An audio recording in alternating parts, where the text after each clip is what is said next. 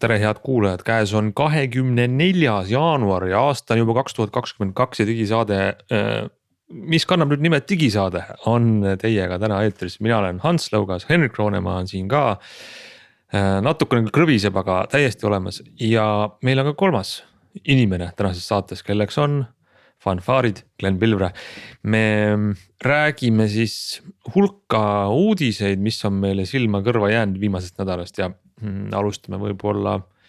alustame siis Eesti riiklikest olulistest küsimustest, aga need õnneks on sellised piisavalt meeldivad, ei mingit jamasid, pigem uuendused ID-kaardi osas, kuidas tudengid jutumärkides häkkisid lahti võimaluse seda kasutada mobiiltelefonis ja uuenenud ka isikutuvastus üle e-teenuste, mis on nagu tundub huvitav.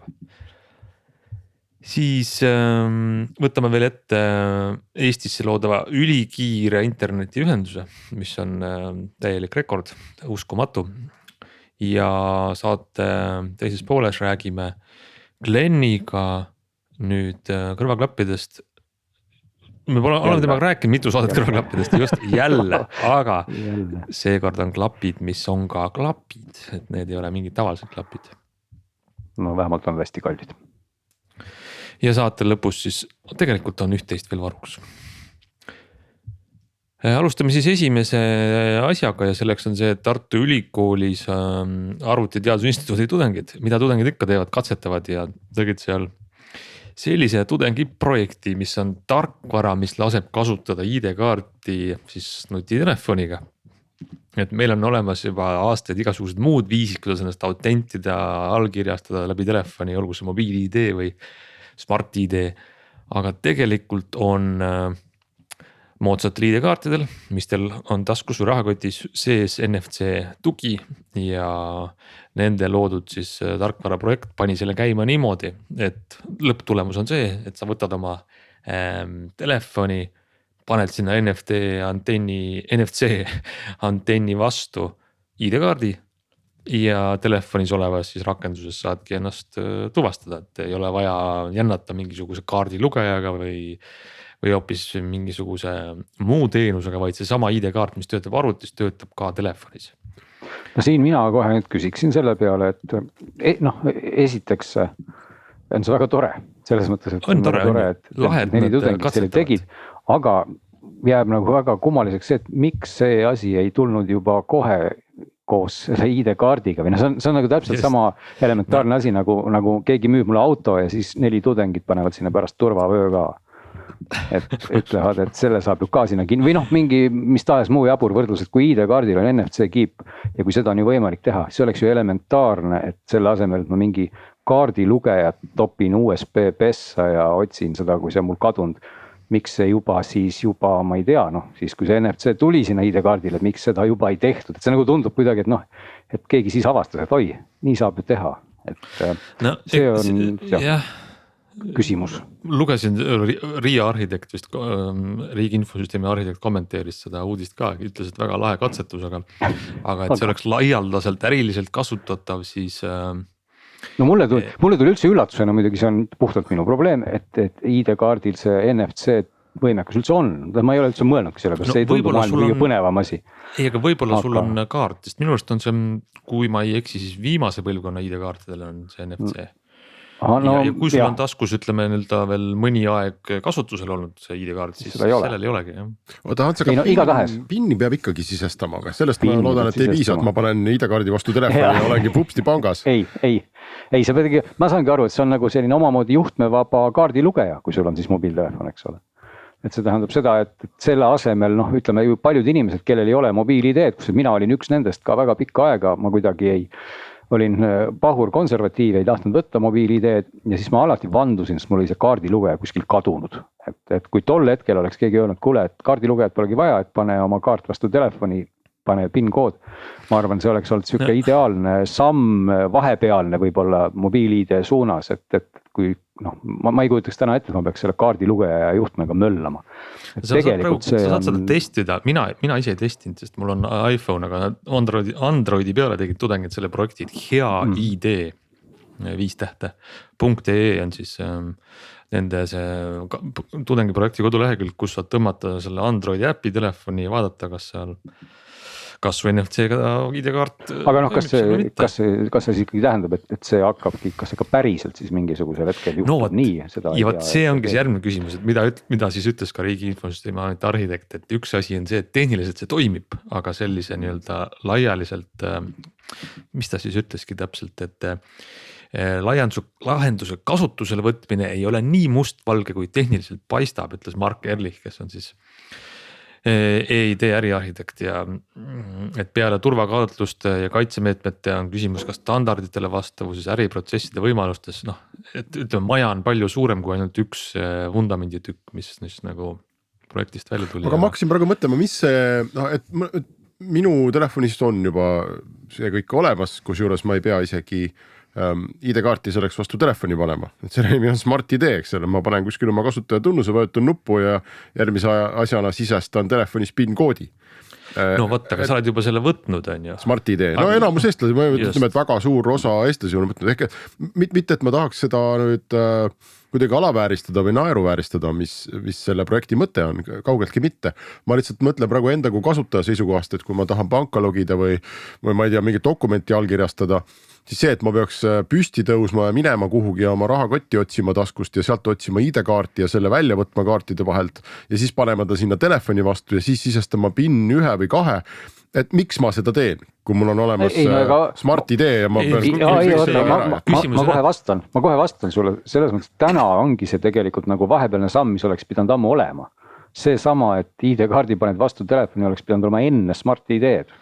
Jah, sest kuidas sa enda telefoni Smart ID saad? Ei no see on omaette asi, aga ma pean ID-kaardiga aktiveerima, eks ole, selle põhimõtteliselt. Just, aga seal ongi see koht, et see ID-kaardiga see ka tegelikult. Jah, aga see funktsionaalsus ongi ju, tundubki mulle nagu elementaarne, et kui ID-kaardile tuli enne see võimekus, siis oleks olnud elementaarne, et selline funktsioon seal küljes on, et see võiks ka nagu olla koos selle kaardiga, et see tänases olukorras, kus on ammu olemas mobiil-ID ja juba mõnda aega ka Smart ID, selle lisamine tundub tõesti natuke siuke, et et need inimesed, kes juhtnevabalt juba kasutavad. Teine asi on, kui sa mõtled ka laiemast kontekstis, meil on tegelikult ikkagi meeletu hulk neid inimesi, kes on nii-öelda mitte Eestis olevad ID-kaardi hoidjad ehk e-residendid, keda võib-olla Smart ID ei huvita, sest nende elus ei kasuta mitte ühtegi teenust, kuhu see Smart ID-ga sisse logid. Võtad selle e-residendi kaardi ja ja siis mobiil-ID-d nad niikuinii ei saa, sest Eesti Telekomi operaatoride kliendid nad ei ole. Et näiteks seal võiks olla suur. Igatahes see on ikkagi, mina ja enda arvamus juurde, see oleks elementaarne. Kui see võimekus on ID-kaardil olemas, siis selline võimalus, et mul on juhtmevaba kaardilugeja mobiiliga. No miks seda juba siis ammu? Aga samas on huvitav, ma ei tea, kas teie olete kogenud. Mina just üks päev sattusin selle peale, et ma olin siiamaani arvanud, et Smart ID nüüd ikkagi võrdsustati allkirja staatusega ära ja et ka riigi seaduste järgi ja riigi arvates Smart ID on sama turvaline nagu mobiil-ID, mis on sama turvaline nagu ID-kaart, eks. Et mina olin arvamusel, et nad on kõik kuidagi võrdsel pinnal nüüdsest. Aga tegelikult on ju hulk asju või vähemasti mõned asjad, mida Smart ID-ga teha ei saa just riigiteenustes ja mida saab teha mobiil-ID-ga ja mida saab teha ID-kaardiga. Üks asi on valimised. Sellest me oleme rääkinud. Ma ei tea, kas seal on turvapõhjused või on seal rohkem põhjused, et pole olnud aega ja raha seda implementeerida, aga ma tegin siin üks päev notariaalse tehingu ja siis tuli välja, et seal e-notaris. Tänapäeval see on kõik kaugtõestus. Ehk et sa ei lähe notarisse kohale, vähemasti mingisuguse kinnisvaraobjekti ostmiseks ei pea minema. Vaid see on selline veebikeskkond, logid sisse, autenditakse ära, Veriff on vahel, näitab dokumenti, jube kihvt on kõik. Aga et seda lepingut lõpuks allkirjastada, siis oli vaja mobiil-ID-d ja Smart ID-ga ei tööta. Ja nagu ma selle notari jutust aru sain, siis seal on just mingisugused turvalisuspõhjused, et Smart ID-d ikkagi antakse välja ilma, et sa peaksid kellelegi oma nägu näitama selle nii-öelda telefoni saamiseks, et siis see nagu ei kõlba. Mis oli huvitav minu jaoks. Kõlab nagu väike selline väljakutse mõnele juristile, kellel on palju vaba aega üle ja kes tahaks. No ja ma küll arvan ka, et notarite maailmas neid juriste puudu ei tule, eks, et ma ei tea, mis see taga on, aga lihtsalt, et selles olukorras oleks jällegi võib-olla päris okei võtta ID-kaarti, piksutada see nii-öelda siis oma telefoni vastu või. Aga mulle ka tundub, et see on jällegi see küsimuseks, et kui ma seda e-notarit näiteks, kui me võtame selle sama juhtumi, et seda e-notarit ma teen arvutis, ja nüüd siis, kui ma pean mingit ostumüügilepingut allkirjastama, siis piksutaksin seda ID-kaarti ju ometigi vastu telefoni, sest arvutis mul ju NFC-d ei ole. Aga telefonist jällegi see autentimine ju ei lähe arvutisse, no ühesõnaga ikkagi minu juhtmed lähevad praegu risti ja hakkavad särisema, et ma tahaks õudselt natukene süveneda sellest aru saada, mis see kasutusmudel siis või kasutusjuht peaks olema. Aga siin on päris hea minna järgmisele sellele e-riigi teemal selle uudisele, nimelt mis võib-olla lahendab ka seda, mida sa siin praegu just välja tõid, et Eestis siis tehakse suveks uut teenust, mis on põhimõtteliselt riiklik single sign-on, KOV SSO. Et kui sa oled ühes riiklikus e-teenuses sisse logitud, lähed teise, siis sa oled juba sisse logitud, et sa ei pea hakkama uuesti minema, et praegu kasutavad Maksuamet ja on üks näide, mis siin veel on riigiportaal, näiteks ja teisedki Tara teenust on siis üks riiklik koht, kus sa lähed validma, on siis mobiil-ID, ID-kaardi või Smart-ID ja igasse teenusse minnes pead jälle läbi selle Tara käima, et jällegi oled sisse logid, et sul on keskne koht sisse logimiseks, aga nii-öelda see sessioon ei püsi püsti. Ehk siis nüüd on vist suveks, kui nüüd uudisest on, ma saan õigesti aru, jah, suveks peaks valmis saama siis see arendus, et sa oled nagu sisse logitud kasutajana.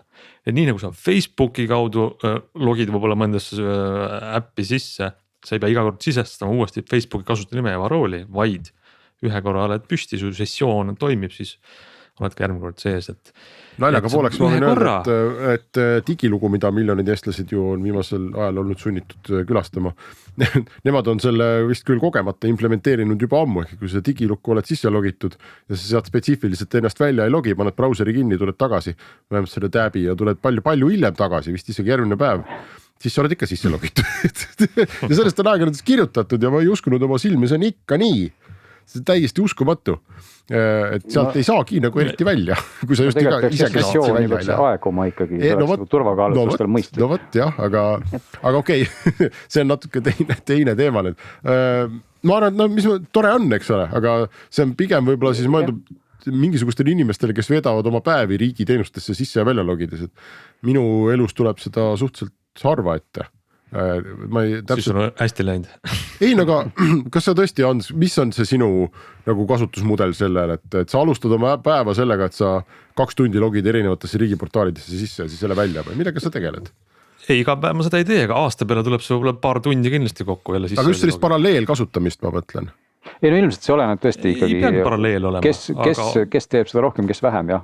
Ma kasutan ühes arvutis, ühes brauseris neid teenuseid ja üks päev lähen ja teine päev lähen ja jälle login ja jälle login. Kas see on siis nii, et see sessioon jääb kuidagi nii kauaks püsti nagu Google'il umbes, või et ongi kogu aeg püsti, nii kui lähed ikka oled sisse logitud?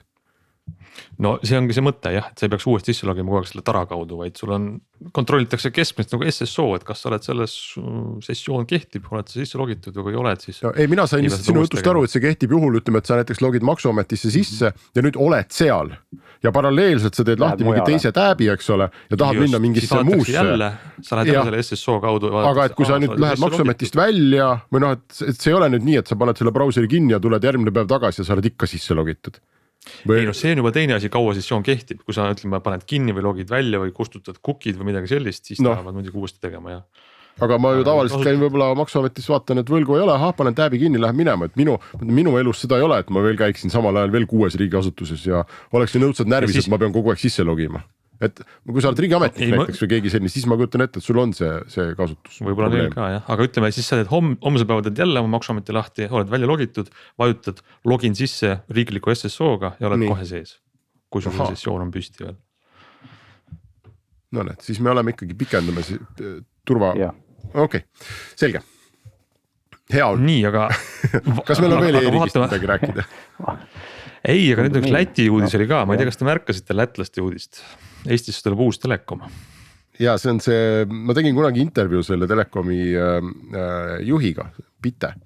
Ja see on tegelikult rohkem isegi Leedu. Leedu ettevõte ja kolmandat pidi see on üldsegi ühe Ameerika investeerimisfondi oma.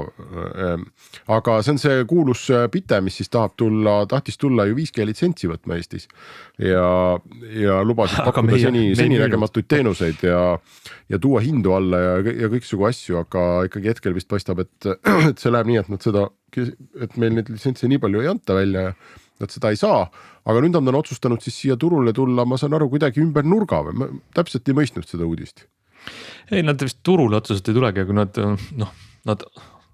tulevad ja ei tule ka, et minu ja sinu turule ei tule, aga hakkavad Eesti siis ülikoolide vahel ehitama ülikiiret võrku, et võitsid ühe hanke ja võib-olla see meid otseselt täna ei puudutagi, aga seda lihtsalt väga, ühesõnaga fakt on olemas, pärast seda Bite on Eestis tegutseb, sest nad teevad andmeside teenust Balti riikide ülikoolidele. Ja miks on see võib-olla veel huvitavam on see, et need numbrid, mida nad välja käisid, on ikkagi nagu pead pööritavad. Nad lubavad siis ehitada andmeside võrgu valguskaablitega Tartu, Riia, Šiauliai ülikoolide vahele ja Tallinna ka, kus hakkab liikuma andmeside kiirusega 10 terabitti sekundis.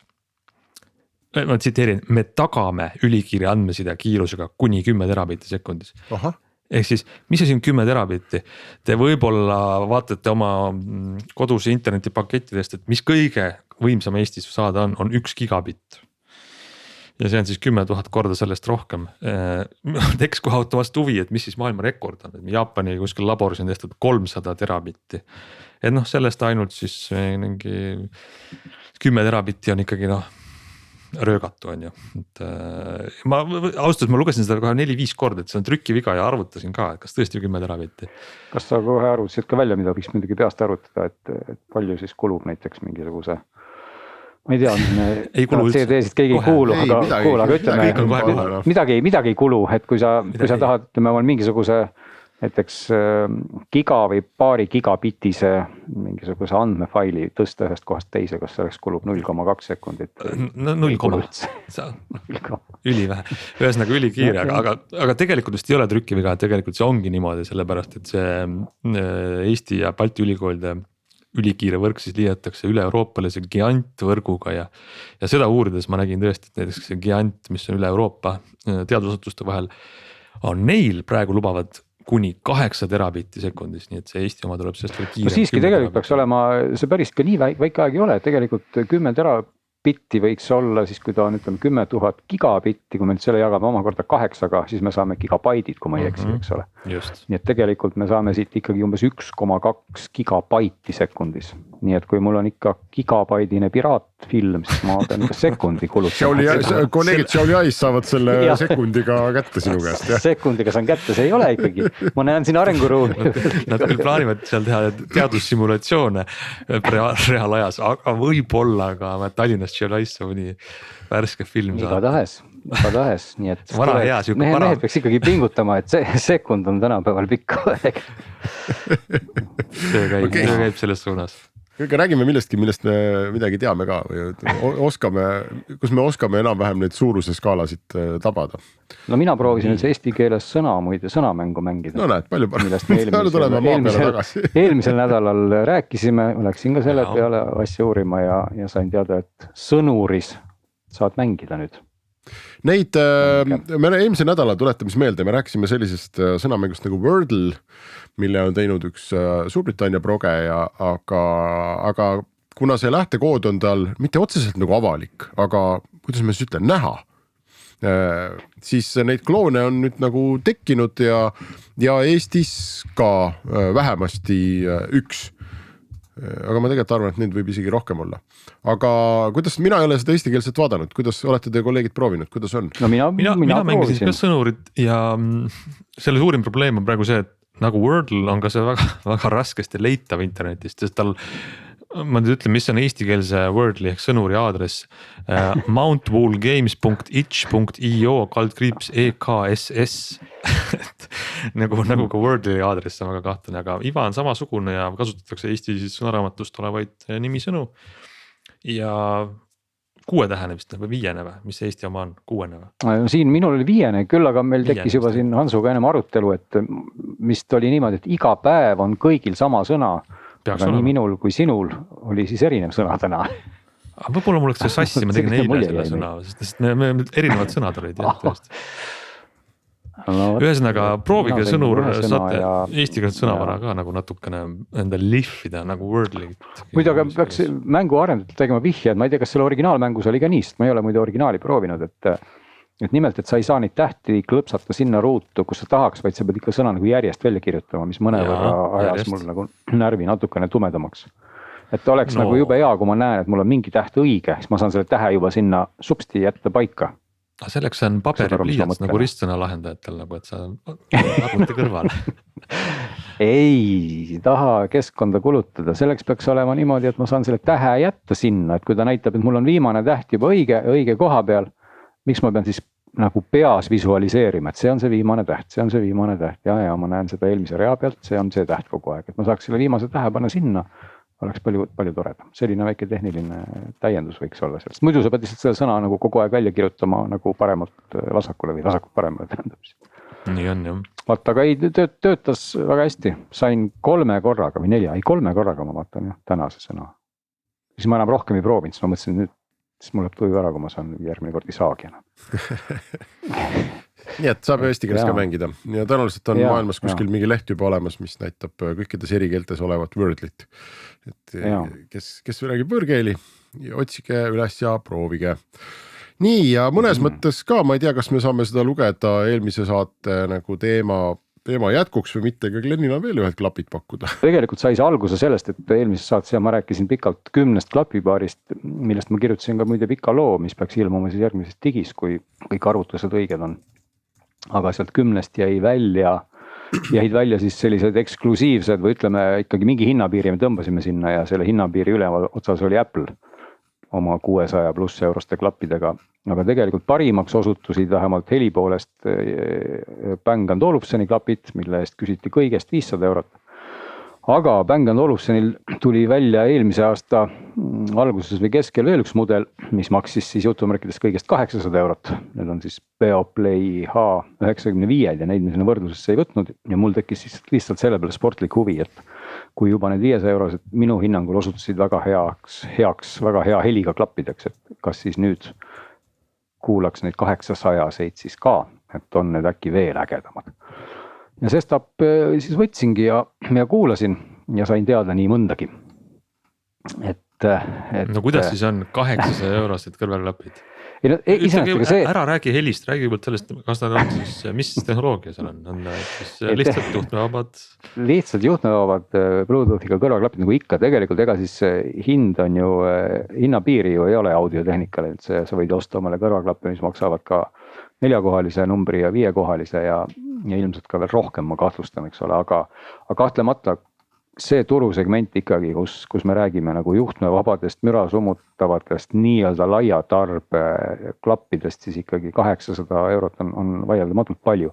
Et nad ei ole selles mõttes mitte midagi nii erilist, et Apple'i klapp näeb välja tegelikult eksklusiivsem ja ägedama disainiga, Bang & Olufsen nagu ikka selline soliidne, pigem võib-olla väiksemapoolne, väga sarnane iseenesest sellele 500 eurosele mudelile HX-ile. Aga lihtsalt siis igas mõttes on ta võib-olla, kuidas ma ütlen, kandekarp on nüüd magnetkinnitusega ja selline kõvast, ma ei tea, mis asjast see tehtud on, mingist tsirkooniumist või eksklusiivsest materjalist. Igal juhul ta on selline tugev, kõva, klapid ise käivad väiksemaks kokku. Aga jah, ma ei tea, kes ma kohe selle heli juurde hüppan, et nad tegelikult, mida nad paremini küll teevad odavamatest Beoplaydest on siis see, et nad summutavad müra ikkagi erakordselt hästi, et kui ma eelmises saates kiitsin hirmsasti neid Bose mürasummutusomadusi, siis need Bangi klapid tunduvad ka ikkagi mürasummutuses on nad tõesti läinud paremaks, et kes tahab siis väga head mürasummutavat klappi, siis see eelmine või odavam Bangi mudel nii hea ei olnud. See on väga-väga hea. Ja siis väga selline hea ja tore mõte on, kui Apple'il on seal keeratav nupp klappide peal, siis nendel Bangi klappidel H95 on siin, seda on nüüd raske kirjeldada, on siuke rõngas nagu siin ümber, nii et sa saad keerata nagu... Et sa keerad seda, mis sul on kõrva peal olev kuulari ümber. Terve see kuulari tagumine, nii-öelda kopsiku tagumine pool või keskmine osa on siis nagu rõngas. Päris nutikas ju. See on väga nutikas idee, et sa saad keerata siis parempoolse rõngaga saad siis keerata helivaljust ja vasakpoolse rõngaga siis seda müra summutusrežiimi nagu tugevust nii-öelda, et kas ta siis on põhjas või ta on siis teistpidi põhjas. Ehk et see variant on, et ta võimendab ka müra. Et see, no, nagu aga see on teevad. Siis mitte nagu 2 asendit, vaid sa saad seda sujuvalt summutusest läbi laskes. Seal on mingid asendid ja ma pakuks, et võib-olla umbes 8 või sellised nagu astmed, mida sa äpist näed ka. Äpis on selline slaider, sa saad seda slaiderit liigutada seal näpuga ka suhistada, aga saad sellest rõngast ka keerata. Et see on väga, väga hea mõte. No eelmistel või eelmistel need odavamatel bängidel oli see helitugevuse reguleerimine, selline puutetundlik oli see tagumine külg, kus sa pidid nagu ringitama. Et siis enesest ei olnud ka nagu paha mõte. Aga igasugune asi, mida sa saad päriselt keerata nagu see Apple'i nupp ja et see selles mõttes ka nagu plusspunktid on ju, aga kui ma nagu heli juurde ka ikkagi tahtsin jõuda, et noh, ütleme disaini mõttes nad on väga sarnased, peas on tõesti mugavad, suhteliselt, kuidas ma ütlen, suhteliselt väiksed, ma juba mainisin, väga hea on vahetada neid kõrvapatjasid, mis käivad magnetiga ka täpselt nagu Apple'il, aga nad on mõnevõrra ikkagi raskemad, et kui siin Sonyd ja Bosed on mingi 250 grammi, nemad on grammike üle või mitu grammi üle 300, et päris nii rasked ei ole ka Apple'id, aga ikkagi, nad on ikkagi nagu peast tuntavamad, aga heliga on vist selline lugu, et ma kahtlustan, et siin ongi see moment, kus võib-olla hea heli ikkagi minu jaoks ei võrdu sellega, mida ta võrdub võib-olla enamik maailma laiatarbijate jaoks, et Bang & Olufsen on vist väga hästi aru saanud, et kui kõik kiidavad neid Sony klappe ja Apple'i klappe hirmsasti, siis tuleb ka teha ühed klapid, mis kõlavad samamoodi. Sest nüüd on need Bangi klapid kõlavad põhimõtteliselt, noh, kõlavad väga sarnaselt Apple'i klappidele. Ehk et seal on palju bassi, seal on vähem keskmist, seal on palju kõrgeid, ehk ta on niisugune tüüpiline hi-fi, kuidas ma ütlen, niisugune equalizer, mis naeratab, et keskmised on maha keeratud, bassid kõmisevad väga kõvasti, nad on hästi madalad ja tõesti nad on mõnusad, nad ei kõmise halvas mõttes, vaid kui sa ikkagi kuulad eriti mingit räppi või ütleme niisugust gangsta biiti, noh siis ikka sa saad kõrva sellise litaka, et see on niisugune tunne, nagu keegi lööks sul jalaga kuskile piirkonda, et see on nii tüse, et see bass on tõesti tüse.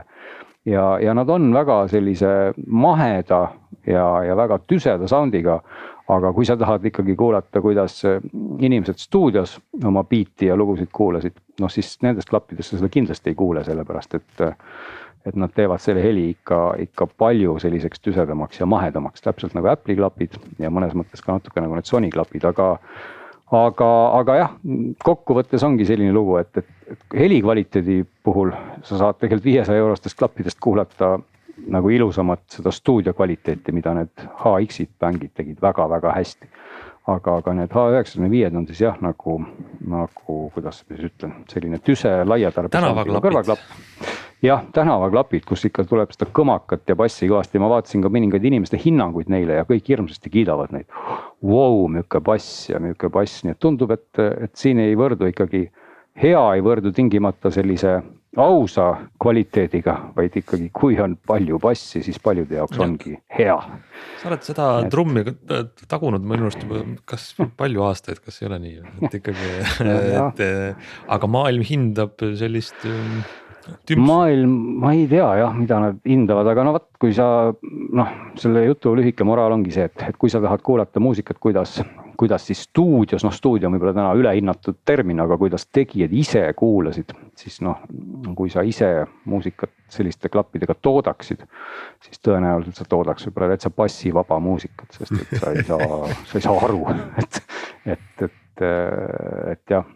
Et seda on isegi nagu, ma ei oska adekvaatset võrdlust nagu siia tuua, aga sa pead tootmisel kasutama teisi vahendeid, nii et nende klappidega sa ei kuule seda, mida kuulasid tootjad, aga sa kuuled väga tüsedat ja väga mahedat heli ja maksad selle eest küll ka palju raha, aga kvaliteet on olemas.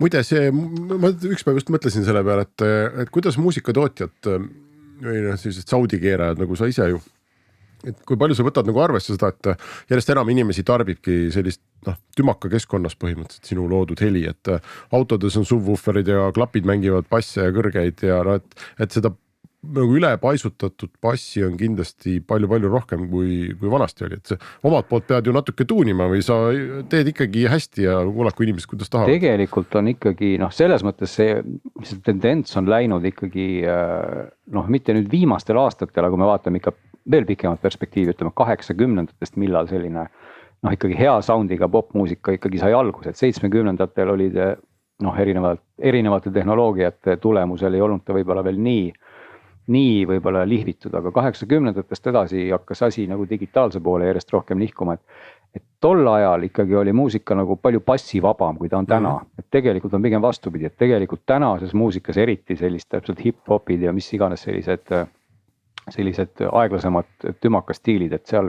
bassile pööratakse nagu kõvasti rõhku, et kui sa kuulad sellist, ma ei tea, Michael Jacksonit 80-ndatest, mis oli Thrilleri plaat ülihea soundiga või Dire Straits, seal Money for Nothing ülihead soundi etalonid, et nad on nagu suhteliselt niisuguse tagasihoidliku bassiga, see on olemas, aga seda ei ole keegi üle paisutanud ja kui sa kuulad selliste Bang & Olufseni 800 euroste klappidega neid lugusid, siis nad kõlavad kohe erakordselt hästi. Sest et seal on nagu see, noh, sinna see asetus ka sobib, eks ole, aga kui sa võtad mingisuguse tänase juba sellise biidi, kus on seda bassi otsa nagu stuudios ka juba ikkagi tõstetud ja nüüd veel omakorda võtad sellise laiatarbeklappi, siis noh, vaat ongi see võib-olla inimeste kõrvad ja pead on muutunud selles mõttes tuimemaks ja et siis tuleb seda bassi ikka kohe nagu erakordselt palju, nii et jah, ikkagi sellele küsimusele vastates on ikkagi pigem see, et ega tänapäeval ma ei mõtle selle peale, et keegi kuulab siis mingi rämetumalt suure bassivaljukaga ja siis toodan mingit väga kõhna muusikat. Et pigem tundub see ikka nii, et tootjad proovivad ka, pigem bassi keegi ei karda ja laiatarbetootjad proovivad teha seadmeid ka, kus bassi ikka oleks, eks ole.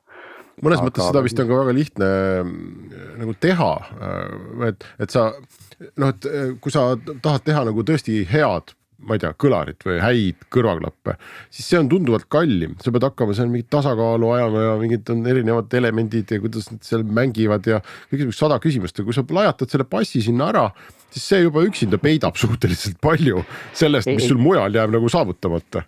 Ei no muidugi, aga eks kõrvaklappide puhul on alati või noh, ikkagi pikalt ka see probleemiks, et just see nagu see madala bassi selline puhtus või olemasolu, eks ole, et me räägime siis bassidest, mis on võib-olla seal 50 hertsi juures või 60 juures, noh, teoreetiliselt ka läheb 20, aga noh, muusikas ikkagi reeglina juba alla 50 hakkab kõik ära kukkuma, aga just see, et sealt see bass nagu veenvalt kostaks, eks ole, et kui sa kõrvaklapis võimendad sellist 100 hertsi pluss bassi, siis see tekitab pigem sellise kumina, et või noh, ta ei ole nagu mõnus, aga kui seal on nagu nendes bängiklappides ka, et pigem on see 50 hertsi ja see on seal väga esindatud, et kui see sagedus on olemas, noh, see on selline ehtne selline filmi plahvatuse sagedus, eks ole, et see on see sagedus, kus sa tunned, et sul tool väriseb koos tagumikuga, eks ole, ja kui kõrvaklapist see sagedus tuleb, noh, see on tegelikult nagu kihvt, et jah, et kas ta nüüd muu kvaliteedi paremaks muudab, et see ongi nagu natuke küsitav, et pigem on seal keeruline, ongi see, et see keskriba ja noh, kus kõrv on väga tundlik, et kus seal toimub mingisugune mahinatsioon heliga, siis seda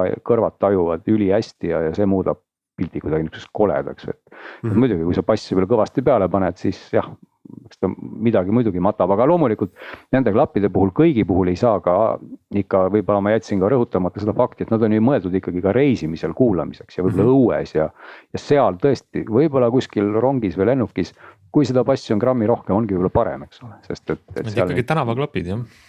No ikkagi tänava 800 eurosed tänava. aga mis muide ikkagi kõigil neil on erakordselt halb on mikrofoni kvaliteet, võt sellest ma ei saa hästi aru, et kus see nagu pudelikael on, et kui me teeks ju siin ka oma saadet näiteks selliste superklappidega selle asemel, et me mikrofoni üritame rääkida, siis oleks heli kvaliteet ülihalb, sest nende kõikide klappide noh, kõne mikrofoni kvaliteet on lihtsalt pehmelt öeldes algab S-tähega eesti keeles, et see tekitab nagu küll küsimusi, et mikrofonid ei saa ju nendel klappidel olla halvad, aga näiteks need samad 800 eurosed klapid kõlavad täpselt sama halvasti nagu 500 eurosed Bang & Olufsenid, mis omakorda kõlavad enam-vähem, noh, viska ühte auku kõigi nende 10 klapiga, et ma räägin siis nagu kõne kvaliteedist nagu hands-free režiimis, eks ole. Ja, aga see teate, mina teen ju erinevaid raadiosaateid, samamoodi nagu me seda teeme, eks, et kaugmeetodil. Ja tavaliselt me saadame inimestele USB mikrofonid, mis on odavad, siis vähem kui 100 eurosed USB mikrofonid, aga noh, võrreldes ükskõik millega, mis inimesel endal olemas on no mitte paremad, vaid valgusaastate võrra ees, eks ole. Aga see on ju absurdne olukord, et küsimus ongi, et miks, et ega siis nende kõrvaklappide mikrofoni saa oma olemuselt olla ju halb. Nad on vales kohas, ta on sul kõrva juures, eks, ma saadan sulle odava mikrofoni, sa paned sulle nina alla, suu ette, et juba see annab sulle nagu palju. Aga ja otseselt nagu ma ei tahtnud sellest rääkida, aga see, kui inimene ostab endale 300-sed, 500-sed, 800 eurosed klapid, ja siis ta paneb need pähe, läheb oma Teamsi või Zoomi koosolekule, siis tal on veendumus, et kuna tal on nii palju raha kulutanud, et noh, siis tal on jumalik, eks ole, kogu see kogemus ja teised inimesed kuulevad teda ka nagu nagu ülipuhtalt, et mis tegelikult ei vasta üldse tõele. Ma arvan 9 juhul 10, kui ta räägiks mingisse juhtme otsast tilpnevasse handsfree'sse või võib-olla isegi oma sülearvuti mikrofoni, kui tal on Mac, siis see helikvaliteet oleks kordades parem kui see, mis ta oma mitmesaja eurostest nendest juhtmevabadest klappidest no, absoluutselt, sest aga jääks ka mina selle arvamuse juurde, et siin võib-olla ei olegi küsimus ka ainult mikrofonis, et siin on ikka võib-olla see heliedastuses ka, et mul on tunne, et need klapid kuidagimoodi Bluetoothi kaudu väga vähe tähelepanu pööravad sellele heliedastus kvaliteedile, sest et mina ühendasin nad arvutiga, salvestasin helisalvestustarkvaraga, proovisin Adobe Auditioniga eelkõige ja kus ma nägin ka kohe nagu seda sample rate'i, mille siis automaatselt see klapp nagu dikteeris sellele ühendusele. Et see oli enamik klappide puhul oli see 16 000 ja mõnede puhul oli ka 8000 hertsi. See tähendab seda, et jaga see 2-ga ja sa saad ülemsageduse piiri, eks ole, et 16 000 puhul siis tähendab seda, et üle 8000 ei tule midagi, 8000 puhul tähendab seda üle 4000 ei tule midagi, mis on täiesti tavaline mobiili või noh, nii-öelda telefoni heli, eks ole, nagu see heli ma ei saa siin tekitada, et nii et see on see koht, kus ma ei süüdistaks nende klappide mikrofone selles, et mikrofonid ei ole kindlasti nii kehvad, et lihtsalt see ühenduse või see heliedastus kõrvaklapist siis edasi, sest kui ma räägin ka mobiiltelefoni mikrofoni, siis on see tunduvalt parem heli kui nende kõrvaklappide handsfree heli, eks ole. Nii tõsnaga jah, selle jutu moraal on see, et ostes 800 eurose Bose klapi omale koosoleku pidamiseks, siis tuleb osta USB mikrofon juurde. Kehtib siis kõigi puhul. Ma arvan, ma ei oska nimetada klappe, mis oleksid nagu selles mõttes head. On osad, vaata need, kus see mikrofon tuleb sulle varre otsas. Siia just ma tahtsin just öelda, et need helikopteripiloodi omad või mänguromad. Need on head tegelikult selleks, jah.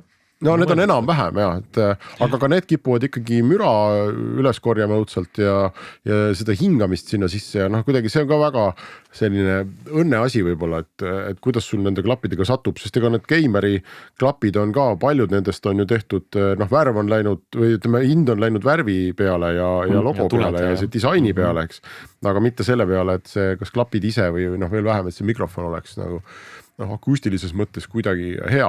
Ühesõnaga, mis ma tahtsin öelda, pange omale need kallid Sony või Apple'i mingid klapid pähe, kuulake sealt, aga kui võimalik, kuulake pärast üle, kuidas te kõlasite, neid Zoomis näiteks saab salvestada kindlasti neid koosolekuid. Te võite olla ise üllatunud, kui kehvasti teie, ma ei tea, kolleegid, koostööpartnerid alluvad, teid kuulevad ja kui see heli on vastik, seal on ruumimüra sees, kaja, kuminad. No kõik sellised pakkimisefektid ka, nad on sellised jah, keemilised mõttes. Et siis noh, on mõtet nagu mõelda, et kas see sõnum, mida sa tahtsid kangesti edastada kaugtöö koosolekute käigus, kas see nagu reaalselt jõuab inimestele kohale või inimesed panevad kõrvad kinni, sest see heli on lihtsalt nii halb. Jaa, nüüd ütleme ikkagi raadiosaates rääkimiseks ei ole nad ka kindlasti kõige paremad, eks ole. Aga kuulamiseks sobivad, see on siis... Kuulamiseks sobivad ikkagi, mõned paremini või mõned halvemini, aga kui kuulamiseks tahad ikkagi parima heliga klappi, siis see 500 eurone Bang & Olufseni klapp. See on vist tänapäevane see juhtimisteooria, et juht ongi hea kuulaja eelkõige. Kaugtööl ka, las kuulata. Aga ma võib-olla siin hüppaksin kohe teise muusikateema juurde ka veel hopsti, ennem kui me saate ära lõpetame, et... No aeg on veel, aeg on. No ma ikkagi kiirustan, tuleb kiirustada kogu.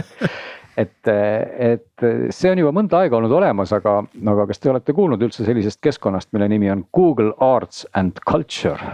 Ma esialgu ei olnud, aga siis mul tuli meelde, et see vist pandeemia ajal sai väga popiks, et sa saad vaia maailma kunstigaleriisid uurimas ja mitte ainult, ma saan aru, mitte ainult kunsti. Seal on kõik ja mina ka ei olnud väga kursis selle olemasoluga üldse, aga sattusin sinna puhtalt tänu muusika uudisele. Ehk et esiteks jah, sest keskkonnast rääkides tasub kõigil sinna minna ja kui vähegi igav on ja ei taha YouTube'ist mingeid naljavideosid vaadata, siis seal on väga palju huvitavat tegelikult ja see on tõesti kihvtilt koostatud, see on siis Google Arts and Culture, see on nagu veebilehena või kuidas ma ütlen keskkonnana, aga loomulikult on selleks olemas äpp ja võib tõmmata selle äpi. Aga siis mingil ajal nüüd, kas see oli siis mõned kuud tagasi või juba natukene varem ilmus sinna ka väga-väga tore ja ülevaatlik, kuidas ma ütlen, tagasivaade süntide ajalukku kokku, et kes on siis vähegi huvitatud sellisest muusika tegemise digitaalse maailma kokkupuutest, siis sai sinna. Nii. Ma naeran sellepärast, et see on tõesti ajaloost ja süntesaatoritest ja seal on fotod meestest, kas 6 või 70 ikka istuvad sellise laua ees, kus neil on 250 nuppu või lülitit on ja rõõmsalt naeratavad, et see oli see süntesaator toona. Absoluutselt, et esiteks on see on väga, väga meeleolukas vaatamine nagu puhtalt enda harimise mõttes, sellega tegeles, nagu ma siit loen, umbes 50 rahvusvahelist institutsiooni, ka kuulsad süntesaatoritootjad, valmistajad, aga seal on siis eraldi osakond, mis on väga äge, on siis nagu selline augmented reality nagu sündid või siis, kuidas ma ütlen, liitreaalsuse sündid. Ja sul on siis võimalik seal küll võtta, neid mudeleid oli küll liiga palju, seal täpsemalt oli neid, kas oli 5 või 6, seal hulgas sellised kuulsad Sakai S900 oli sükene sampleri baasil selline Groovebox üks esimesi ja ma ei hakka neid nimesid kõiki nimetama, võite minna vaadata. Ja sul on siis võimalik, eriti selle äpiga on see äge, et sa saad need siis panna omale nagu virtuaalselt nagu tuppa lauale või põrandale, kuhu iganes sa siis tahad. Tõstad siis omal mingisuguse Fairlighti süntesaatori sinna laua peale põmdi. Ja kui sul on muidu juhtumisi oleks need VR-prillid, aga isegi kui sul neid ei ole, siis mobiiliekraanil on ta siis nagu, sa vaatad läbi mobiilikaamera seda ja siis sa näed oma lauda, kus on siis see sünt peal, eks ole. Ja siis sa saad seda uurida alt pealt ja igalt poolt ja ka mängida, et see mängimine on küll mõnevõrra selline limiteeritud, aga ta on ikkagi, ta on nagu olemas, sa saad seal nii-öelda patterneid või luupe teha ja saad neid sünte nagu päriselt nagu virtuaalselt siis torkida nii palju, kui see võimalik on, et see on väga, väga, väga kihvtilt tehtud, et annab sellise väikse maigu, kuidas, mis hääl pillid tegid. Nimi on siis Google Arts and Culture projekti all Music Makers and Machines. Jah, selline osakond, mida ei ole üldse lihtne leida, et ma peaks ütlema, see on küll Google'i puhul üks asi, et kui Google'id ise, et sa võid ise nagu Google'dad Google'iga, aga kui sa tahad Google'ist midagi leida vähemalt sealt keskkonnast, siis tundus täiesti võimatu, et isegi ma ei olnud sealt võimeline, kui ma olin ära unustanud selle siin vahepeal, et mis asi see oli, siis ma lõpuks leidsin selle artikli, kus ma seda lugesin ja sealt ma leidsin viite ja siis ma lõpuks leidsin selle keskkonna siis või selle osakonna sealt üles, eks ole. Aga seal on ka muud sellist kultuuritehnika osakonda on seal veel, et igal juhul on see asi, mida soovitaks kindlasti vaadata. Ja. Vaatame, meil on mõned uudised veel ka jäänud, võib-olla nädala mõnes mõttes kõige suurem uudis jääb siia saate lõpupoole ja kindlasti rahaliselt kõige suurem uudis, rahasumma on $69 miljardit, mis on siis natukene vähem miljardit eurot, aga mitte palju vähem. Nimelt Microsoft on ostnud või ostmas sellist firmat nagu Activision, ehk siis tegelikult ta on isegi ju mitte ainult Activision, vaid Activision Blizzard, mis on omakorda siis 2 suure arvutimängu firma Activisioni ja Blizzardi liitumisel tekkinud ettevõte. Ja mis on nagu huvitav on see, et Microsoft on viimaste aastate jooksul pärast Xboxi turule tulekut kulutanud väga sihipäraselt miljardeid ja miljardeid selleks, et mängumaailmas kanda kinnitada. Ja nüüd me oleme siis seisus, kus Microsoftile kuuluvad, ja nüüd tuleb, võtame saate lõppu, eks ole, et need inimesed, kes ei viitsi arvutimängu juttu kuulata, võivad ma arvan ära minna. Aga kes arvutimängu maailmast midagi teavad, siis ma võin teile öelda, lugeda lihtsalt mänge, mis kuuluvad nüüd siis Microsoftile. Ja need on mänguseeriad Fallout, Doom, Wolfenstein, Elder Scroll, Dishonored, Quake, Rage, Prey, Call of Duty, Crash Bandicoot, Sekiro, Tony Hawk, Guitar Hero, Tony Hawk's Pro Skater, World of Warcraft, Diablo, Overwatch, Hearthstone, Halo, Forza, Gears of War, Age of Empires, Minecraft, Outer Worlds ja veel terve hulk, mis on spetsialistide, mängurite ringkonnas väga hästi tuntud. Ehk Microsoftist on meie kõigi nina all saanud maailma üks suurimaid arvutimängufirmasid ja huvitav küsimus on siis see, et nemad teatavasti ju toodavad ise oma Xboxi nimelist mängukonsooli ja kui nende omanduses on nüüd nii palju mänge, väga populaarseid mängufrantsiise, et kas siis tekib olukord, kus nad hakkavad ühel hetkel ütlema, et ma ei tea, et soovitasin mängida uut, mis iganes, Fallouti või Elder Scrollsi või uut Wolfensteini või uut Quake'i või uut Doomi. Ja et palun, seda saab mängida ainult Xbox'i peal. Ehk see oleks siis võrreldav nagu olukorraga, kus Netflix toodaks ise mingeid arvuteid või mingeid seadmeid ja ütleks, et kui sa tahad vaadata mingit uut seriaali, millest kogu maailm räägib, siis see on võimalik vaadata ainult Netflixi arvutil. Või mingid nagu selliseid momente võib hakata tekkima, mis nagu tarbijatele on kindlasti oleks erakordselt nagu kehv uudis. No, praegu vist Call of Duty osas juba Microsoft ütles, et mis on üks suurimaid hitte praegu, et PlayStationil see on ja jääb ja ei muutu midagi. Ja kui me vaatame, võib-olla teine natukene selline mängu fookus, aga mis on seni Microsoftile kuulnud kõige sellisem siis mõjukam või laiem mäng teie arvates? Mina ütleks, see Minecraft. Ma ei tea, Minecraft jah, Minecraft. Ja see hind praegu... oli, ma ei mäleta palju need Minecrafti eest maksid, see oli $2 miljonit. Kõvasti vähem just, palju vähem, aga et see on ikkagi ka nagu saadaval põhimõtteliselt kõikidel platvormidel. Aga samale mõnes mõttes selle platvormide piiramine ei pruugi olla Microsoftile kasulik, kuigi oleme selgelt 69 miljardi tagasi teenimiseks on vaja teenida Xbox'i, mis on Game Passidega kõvasti raha või. Aga samas ikkagi on täna ikkagi olukord ongi selline, et minu arvates kõik tootjad ja olgu siis filmimaailm või mängude maailm, eks sellist tasakaalupunkti alati selle vahel nagu otsitakse, et ühtepidi nagu natuke piirata, aga teistpidi ka mitte päris lõpuni piirata. Et on nii nagu Sonyl on, eks ole, oma mängud, mis on ainult PlayStationil saadaval, on Microsoftil mängud, mis on ainult Xboxil saadaval, loomulikult mulle meenub esimesena kohe kas või sama Flight Simulator, eks ole, mis on ju puhtalt Microsofti teema nii-öelda, et ikkagi on mingid mängud, mida kas Forza, eks ole, nagu ma eksi, on vist puhtalt Microsofti autoga kihutamine ja mis Gran Turismo on puhtalt PlayStationi autoga kihutamine. Ja ütleme väga kõvasti on seda maailma ju nii-öelda omalt poolt täiendanud Nintendo, et Super Mario on Nintendos ja ma ei tea, Animal Crossing on Nintendos ja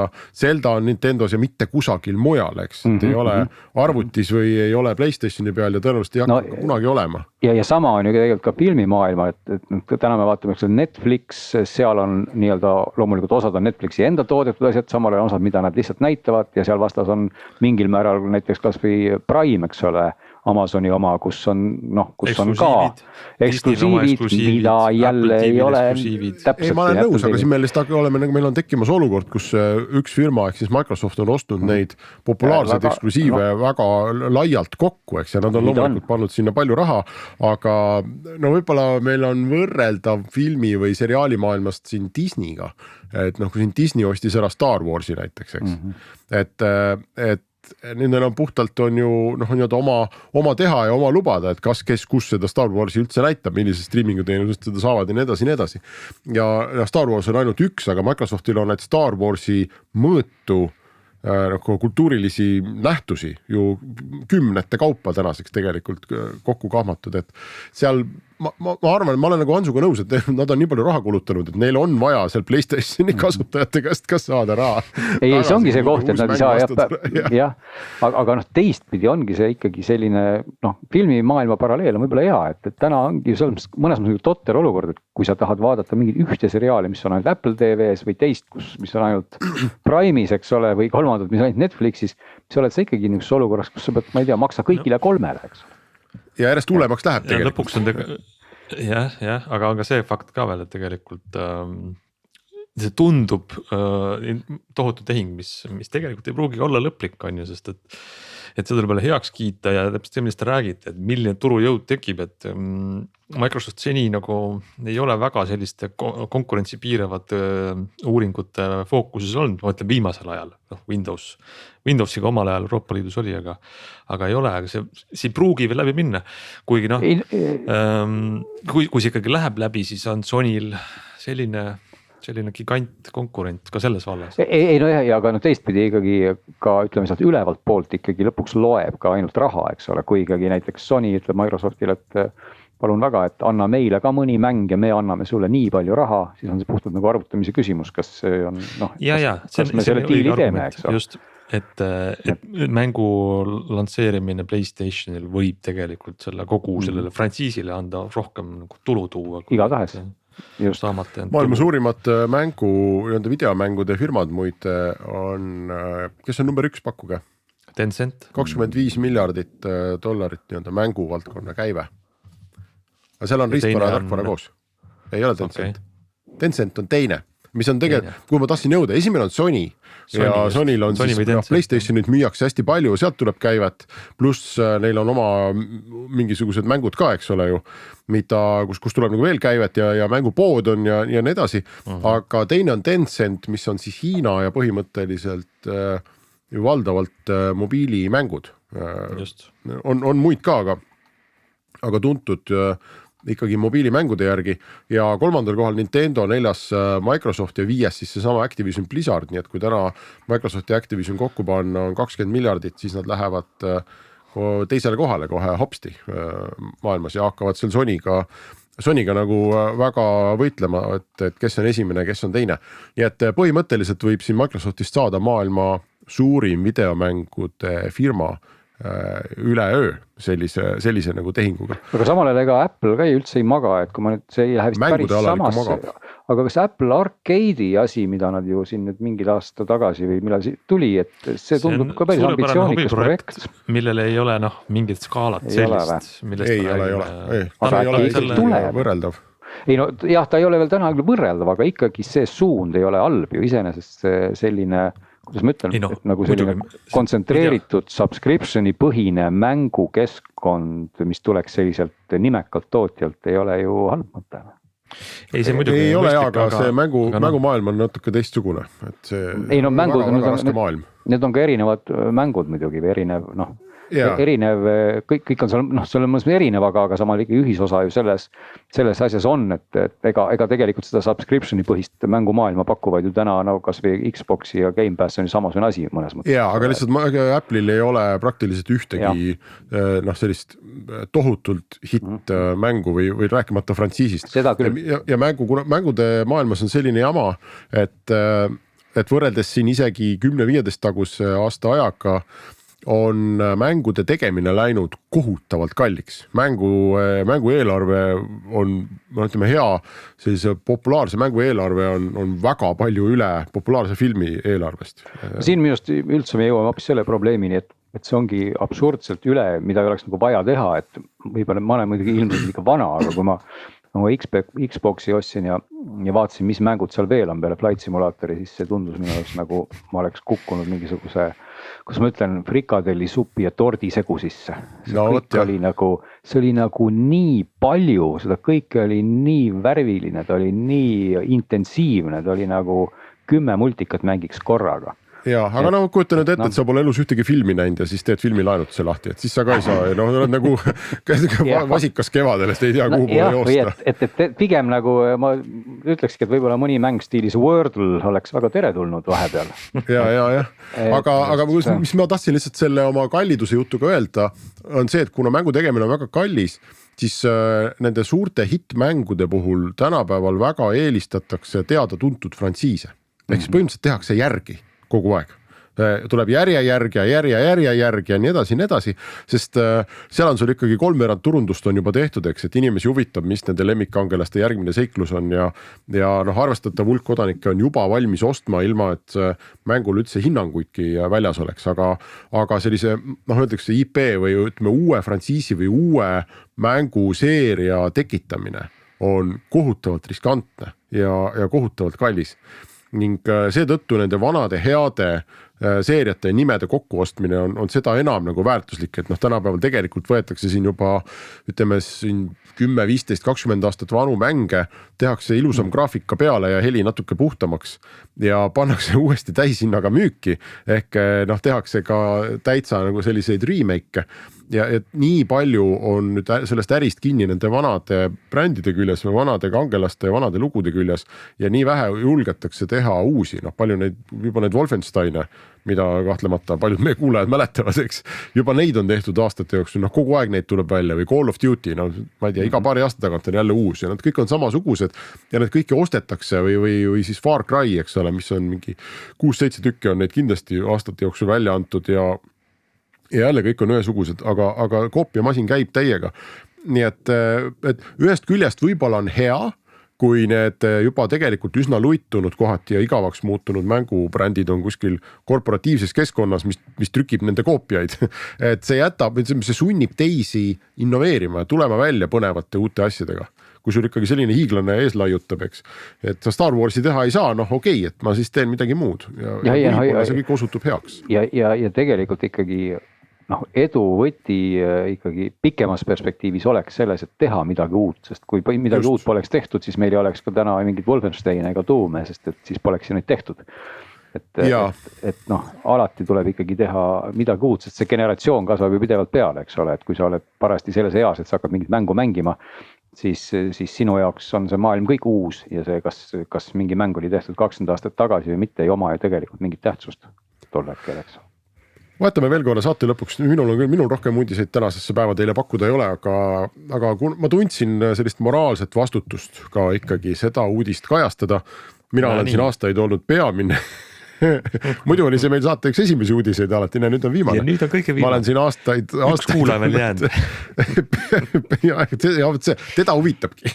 Aastaid olnud siis peamine Google Pixeli telefonide siin kasutaja ja ootaja ja mõnes mõttes nagu isegi fänn ja aastaid nagu arvanud, et nüüd siis kui tuleb see uus, et siis need eelmise vead on parandatud, et nüüd tuleb ideaalne ja iga aasta ikkagi lõpuks pettunud ja nüüd siis see aasta oli vist esimene, kus ma isegi mitte ei mõelnud Pixel 6 ostmisele. Ja ma isegi ei mõelnud, et ma korrakski usun neid Google'i jutte, et sel aastal nad teevad kõike normaalselt ja hästi. Ja nagu välja tuleb, õigesti tegin. Sellepärast, et Pixel 6 tuli nüüd siis eelmise aasta sügisel välja ja minu tähelepanu köitis nüüd jaanuari alguses, isegi eelmisel nädalal tuli see uudis välja, et on tulnud siis nüüd järjekordne tarkvara uuendus sellele Pixel 6-le ja artikkel keskendus siis sellele, et millised Google Pixel 6 probleemidest nüüd siis see jaanuaris välja tulnud suur tarkvara uuendus lahendab. Ja probleemide nimekiri, mis ma saan aru, ei ole veel lahendatud või keegi ei tea, kas see uus nüüd ikkagi päriselt nagu midagi lahendas, on, et levi on väga nõrk ja kõned katkevad. Kuni selleni, et teatud riikidest, mis Suurbritannias mingites võrkudes Pixel 6 on praktiliselt kasutuskõlbmatu. Wi-Fi levi on väga nõrk ja side hakib. Sõrmejälje lugeja on aeglane ja annab pidevalt vigu. Ekraan vilgub